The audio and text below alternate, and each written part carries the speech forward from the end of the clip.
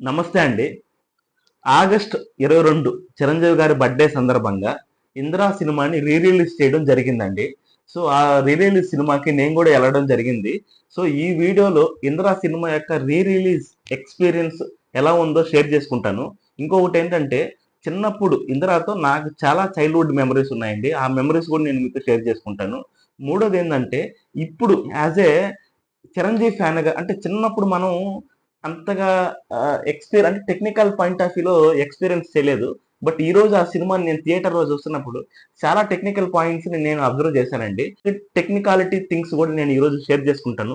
ఆ 'ఇంద్ర' సినిమా అప్పట్లో ఎందుకు అంత పెద్ద హిట్ అయింది? ఇప్పుడు కూడా ఎందుకు ఆ సినిమా ఇంకా అంత ట్రెండ్ అవుతుంది? అది కమర్షియల్ సినిమాలో one of the best movie అన్నమాట తెలుగు సినిమాకి. అది ఎందుకనేది కూడా నేను ఈ వీడియోలో క్లియర్‌గా చెప్తానండి. సో, వీడియోలోకెళ్ళే ముందు అందరికి ఒక చిన్న రిక్వెస్ట్ అండి. సో, నేను యూట్యూబ్ ఛానల్ స్టార్ట్ చేసి చాలా రోజులైంది. నా వీడియోస్‌ని చూసి మీకు నచ్చితే మీతో పాటు ఒక 10 మందికి షేర్ చేయమనేసి కోరుకుంటున్నానండి. సో, ఈ వీడియో ఖచ్చితంగా ప్రతి ఒక్క చిరంజీవి అభిమాని ఈ వీడియోని చూడాలని నేను కోరుకుంటున్నానండి.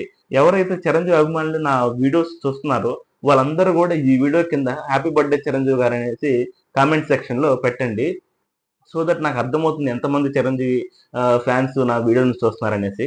సో, వీడియోలోకెళ్ళే ముందు నా నుంచి చిరంజీవి గారికి విషెస్ చెప్పాలనుకుంటున్నానండి. Happy birthday megastar Chiranjeevi garu. మీరు మా జనరేషన్‌కే కాదు, వచ్చే జనరేషన్‌కే కాదు, ఇంకొక 10 తరాలకు కూడా ఇన్‌స్పైర్ చేయాలని 100% కోరుకునే వ్యక్తుల్లో నేను ఒకడినండి. సరే వీడియోలోకెళ్తే 'ఇంద్ర' రిలీజ్ మూవీ ఎక్స్‌పీరియన్స్ ఎలా ఉంది అని చెప్పేదానికంటే ముందు కూడా 'ఇంద్ర' సినిమా నాకు చైల్డ్‌హుడ్ మెమరీ నేనెప్పుడు చూసాను స్టార్టింగ్ అనేది కూడా షేర్ చేస్తానండి ఫస్ట్. నాకు బాగా గుర్తుంది చిన్నప్పుడు శివరాత్రప్పుడు మా ఊర్లో ఆహ్, వీసీడీ తెచ్చి యాక్చువల్‌గా డీవీడీ అప్పటికే వచ్చేసింది. కానీ మా ఊర్లో అంత పాపులర్ కాలేదన్నమాట. అంత డబ్బులు కూడా లేవు. సో, అందరూ కలెక్టివ్‌గా మనీ యేసుకొని వీసీడీ తెచ్చుకొని కొన్ని సినిమాలు తెచ్చుకున్నాం అన్నమాట. 'శ్రీ మంజునాథ' అదేవిధంగా 'ఇందిర' సినిమాలు ఇవన్నీ కూడా తెచ్చుకున్నాం. 'శ్రీ మంజునాథ' మేము ఆల్రెడీ లాస్ట్ ఇయరే చూసేసాం. 'ఇందిర' సినిమా ఫస్ట్ టైమ్ అన్నమాట అప్పుడే చూడడం నేను. ఆ శివరాత్రికి అందరూ 'ఇందిర' సినిమాని వేయమని చెప్పేసరికి వెంటనే 'ఇందిర' సినిమా యేసారన్నమాట. సో, ఫస్టు అందరం ఊర్లో టెంపుల్ దగ్గర కూర్చొని రాత్రి 'ఇందిర' సినిమా షో చూసామన్నమాట వీసీడీలో. So, first 'Indra' cinema Teja garu తొడగొట్టే సీన్ చూసి నిజంగా ఆ తొడ మనమే కొడతన్నాం, మనమే తేజ అన్నట్టుగా హీరో ఫీలింగ్ వచ్చిందన్నమాట అప్పుడు. సో, అదే విధంగా చిరంజీవి గారు డాన్స్‌లు గాని, ఆ రోజుటి నుంచి ఎంతో ఆహ్, ఇన్‌స్పైరింగ్ అనిపించేటివి. సో, మనం స్కూలుకి లేదా గ్రౌండ్‌కెళ్ళినప్పుడు చిరంజీవి గారిలాగా స్టెప్స్ ఎయ్యాలనేసి 'దాయి దాయి దామ' స్టెప్ వేస్తూ మనమే చిరంజీవిలాగా ఫీల్ అయ్యేవాళ్ళం అన్నమాట. అది కాకుండా 'చౌకా తాలికాన్' ఆ సీన్‌లో చిరంజీవి గారు ఇలా చేతులు కట్టుకొనేసి దెబ్బలు తింటాడు కదా! సో, ఆ సీన్‌ని కూడా ఎన్నో సార్లు రీక్రియేట్ చేసామన్నమాట ఫ్రెండ్స్‌తో పాటు. నాలాగే మీరు కూడా 'చౌకా తాలికాన్' సీన్ రీక్రియేట్ చేసుంటే ఫ్రెండ్స్‌తో అదే విధంగా 'దాయి దాయి దామ' స్టెప్స్ వేస్తూ మీరు కూడా ఒక చిరంజీవిలాగా ఫీల్ అయ్యి ఉంటే ఖచ్చితంగా కామెంట్ సెక్షన్‌లో తెలపండి. సో, అది ఒక గ్రేటెస్ట్ మెమరీ అన్నమాట. సో, చిరంజీవి గారి ఫ్యాన్‌గా అవ్వడానికి అదొక మెయిన్ బీజం నాకు ఆ టైంలో. సో, ఆ సినిమా ఆ రోజు నాకు ఎంత ఎక్స్‌పీరియన్స్, ఎంత జాయ్, ఎంత ఎంటర్‌టైన్‌మెంట్ ఇచ్చిందో, ఈ రోజు అంటే నేను నిన్న సినిమాకెళ్ళినప్పుడు దానికంటే డబుల్ జాయ్, డబుల్ ఎంటర్‌టైన్‌మెంట్ ఇచ్చిందండి. దానికి ఎందుకంటే రీజన్ కూడా చెప్తాను. ఆ రోజు నేను చిరంజీవి ఫ్యాన్ కాదు అప్పటికి.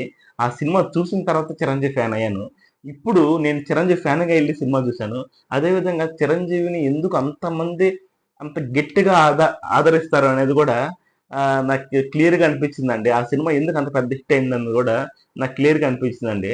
సో, సినిమా వేరే లెవెల్‌లో ఉందండి. నిజంగా చెప్తున్నాను గదా! 'ఇందిర' సినిమా ఎందుకు ఆ పాయింట్ చెప్తున్నానంటే 'ఇందిర' సినిమా స్టార్టింగ్ నుంచి అంటే టైటిల్ కార్డ్స్ నుంచి ఎండ్ టైటిల్ కార్డ్ వరకు ప్రతి సీను హై లెవెల్‌లోనే ఉంటుందండి. ఒక్క సీన్ కూడా కిందకి రాదు. అంటే నంబర్ ఆఫ్ సీన్స్ ఉంటాయి. ఫస్టు టైటిల్ కార్డ్ 'తేజ' గారు తొడగొట్టడంతో స్టార్ట్ అవుతుంది. దాని తర్వాత వెంటనే 'బొమ్ బొమ్ బోలే' సాంగ్ అనమాట. ఆ స్టెప్స్, ఆ గ్రేస్ చూస్తుంటే మనకు కూడా డాన్స్ చేయాలనిపిస్తుంది. అదయిన వెంటనే మళ్ళా కొంచెం కామెడీ దాని తర్వాత మళ్ళా 'దాయి దాయి దమ్మ' సాంగ్. అదయిపోయిన వెంటనే మళ్ళా 'చౌకా తాలికాన్' సీను. ఆ 'చౌకా తాలికాన్' సీన్ అయిపోయిన వెంటనే హెలికాప్టర్, ట్రైన్ సీన్ ఉంటదనమాట. ఆ సీన్ అయిపోయిన వెంటనే 'ప్రకాష్ రాజ్' గారొచ్చి దండం పెట్టే సీన్ అనమాట. గూస్ బంప్స్ వస్తాయి ఆ బ్యాక్‌గ్రౌండ్ మ్యూజిక్‌కి, చిరంజీవి గారి ఎక్స్‌ప్రెషన్స్‌కి. అదయిపోయిన వెంటనే మళ్ళా ఇంటర్వెల్లో ఆర్తి అగర్వాల్ ఒక డైలాగ్ వేస్తుంది. ఏంటంటే శంకర్ నారాయణ సారీ ఇంద్రసేనారెడ్డి అంటే ఫస్ట్ టైం ఎక్స్పీరియన్స్ చేసినప్పుడు ఆ సీను చూస్తున్నప్పుడు గూస్ బంప్స్ వచ్చాయి. అరే ఏందిరా ఈ ట్విస్ట్, మనకు ఫస్ట్ టైం ఎక్స్పీరియన్స్ చేస్తున్నాం అనమాట సినిమాలో చిన్నప్పుడు. ఆ ట్విస్ట్లు ఏంది, అసలు ఏం జరుగుతుంది ఆ సినిమా అనిపించేది. సేమ్ నాకు ఇప్పుడు కూడా అదే అనిపించింది. అంత క్యూరియాసిటీ పెరిగింది అనమాట సెకండ్ హాఫ్ చూడడానికి. ఆ లెవెల్లో ఉండింది. ఎప్పుడైతే ఆర్తి అగర్వాల్ శంకర్ నారాయణ సారీ ఇంద్రసేనారెడ్డి అని చెప్తుందో, చెప్పిన వెంటనే మణిశర్మ గారి బ్యాక్గ్రౌండ్ మ్యూజిక్ చిరంజీవి గారికి క్లోజ్అప్ షాట్ పడుతుంది అనమాట. ఒక లెఫ్ట్ టర్న్ ఇలా ఇస్తాడు, ఐస్ కి క్లోజ్అప్ షాట్ పడుతుంది. ఆ ఎరుపెక్కున్న ఐస్ కి, ఆ ఎక్స్ప్రెషన్స్ కి నిజంగా గూస్ బంప్స్ వస్తాయండి. ఇప్పుడు చూసినా కూడా గూస్ బంప్స్ వస్తాయి. ఆ లెవెల్లో ఉంటుంది ఆ సీన్. దాని తర్వాత నెక్స్ట్ ఏం జరుగుతుంది అని స్టార్ట్ చేస్తే ఫ్లాష్ బ్యాక్ లోకి వెళ్తే, ఫ్లాష్ బ్యాక్ ఓపెన్ అవడమే ఫైట్ తో హీరో వాళ్ళ నాన్న చంపేస్తాడు అనమాట. ఆ ఫైట్ అయిన వెంటనే ఒక ఎమోషనల్ సాంగ్ వాటర్ గురించి, రాయలసీమ గురించి, ఆ డాన్స్, ఆ స్టెప్స్ వేరే లెవెల్లో ఉంటాయి. ఎస్పీబీ గారు అయితే ఇంక ప్రాణం పోసేస్తారు ఆ సాంగ్ కి. మల్లికార్జున్ గారు కూడా ప్రాణం పోస్తారు. యాక్చువల్ గా ఆ సాంగ్ ని ఇద్దరు పాడారు. ఒకటి మల్లికార్జున్ గారు, అదేవిధంగా ఎస్పీబీ గారు. ఎస్పీబీ గారు నార్మల్ నోడ్ లో ఉన్న టోన్ లో ఉన్న పాటను పాడతారు. హై నోడ్ లో ఉన్నటువంటి పాటని మల్లికార్జున్ గారు పాడతారు అనమాట ఆ సినిమాలో ఆ సాంగ్ ని. సో అది అయిపోయిన వెంటనే హై లెవెల్లోకి వెళ్ళిపోయిన వెంటనే మళ్ళీ తులసి మొక్క సీన్, మొక్కే కదా అని పీకేస్తే పీక కోస్తా అనే డైలాగ్ అంటే మనం చెప్పలేమండి బాగా. అది చిరంజీవి గారు చెప్తారు, నేనేదో చెప్తే కామెడీ ఉంటుంది. సో ఆ సీన్ అయిన వెంటనే మళ్ళీ ఆర్తి అగర్వాల్తో సీను, మళ్ళా సాంగ్స్ ఇవన్నీ ఉంటాయి. అవన్నీ అయిపోయిన తర్వాత మళ్ళా ఇది ప్రకాష్ రాజ్ గారితో సీను ఏంది, రిజర్వాయర్ గురించి ఆ సీన్లు అనమాట. రిజర్వాయర్ గురించి ఆ సీన్లు అయిపోయిన తర్వాత వెంటనే మళ్ళీ ప్రీ క్లైమాక్స్ లో చిరంజీవి గారు ఫ్యామిలీని చంపేసినప్పుడు చిరంజీవి గారు వెళ్ళి వాళ్ళ బ్రదర్స్ ని చంపుతారు కదా. ఒక బ్లడ్ తో ఆ, చిరంజీవి గారు వైట్ షర్ట్ మీద బ్లడ్ తో శ్వాస పీల్చుకుంటూ నడుస్తూ వస్తున్న సీన్ చూస్తుంటే గూస్ బంప్స్ అండి. ఇప్పుడు కూడా అట్లాగే ఉంది ఆ సీన్. ఏం మాత్రం తగ్గలేదు అనమాట ఆ సీన్. ఆ సీన్ ఆ సీన్ అయిపోయిన వెంటనే చిరంజీవి గారు వారణాసి నుంచి ఇక్కడికి వస్తారు. ఎక్కడికి, మన ఇంద్ర అంటే రాయలసీమకి అనమాట. రాయలసీమకి వచ్చినప్పుడు ఆ సీన్ లో ఉన్నటువంటి ప్రతి సీన్ రియలిస్టిక్ గా తీసిన సీనే. అంటే చిరంజీవి గారు వస్తున్నారని చెప్పేసి అక్కడికి అంతమంది జనాలు వచ్చారనమాట. ఆ జనాల్ని యాజ్ టీజ్ గా షూట్ చేసి పెట్టేశారు సినిమాలో. ఆ తర్వాత చిరంజీవి గారు ముద్దు పెట్టుకునేటప్పుడు నేలని ఆడొచ్చే బ్యాక్గ్రౌండ్ మ్యూజిక్ అదొక గూస్ బంప్స్ అనమాట. ఆ సీన్ అయిపోయిన వెంటనే చిరంజీవి గారు వెళ్ళి విలన్ ఇంటికి ఆ ఛాలెంజెస్ చేయడం, అంటే డైలాగ్స్, అది గూస్ బంప్ సీన్. నెక్స్ట్ అది అయిపోయిన వెంటనే క్లైమాక్స్ సీన్ అనమాట. క్లైమాక్స్ సీను, ఎండ్ కార్డ్స్ అంత వరకు ప్రతి సీను గూస్ బంప్ సీనే. వేరే లెవెల్లో ఉంటది.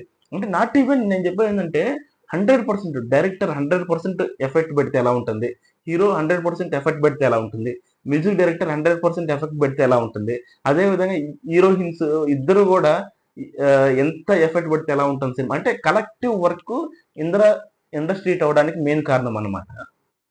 రెండోది మెయిన్ ఏంటంటే, నేను ఈ మధ్య చాలా కంప్లైంట్స్ ఉంటున్నానండి రివ్యూస్ కానీ ఇట్లా కూడా. చిరంజీవి గారు స్పెట్స్ పెట్టుకోవడము చాలా మందికి నచ్చట్లేదు సినిమాల్లో.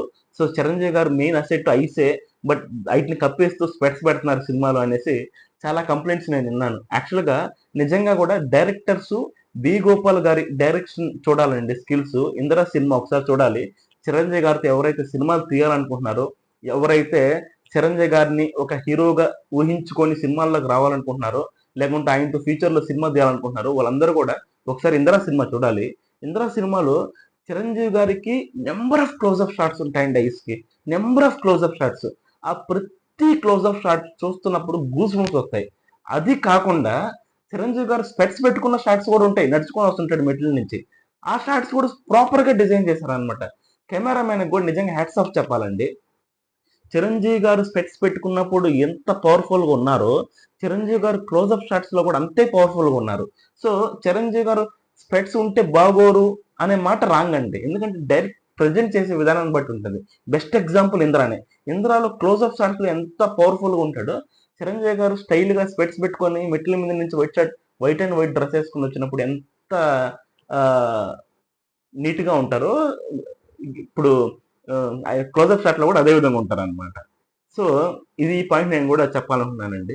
నిజంగా నాకైతే ఒకసారిగా నేను మా ఊర్లో ఆ శివరాత్రి సిచ్యువేషన్కి వెళ్ళిన ఫీలింగ్ వస్తుందండి.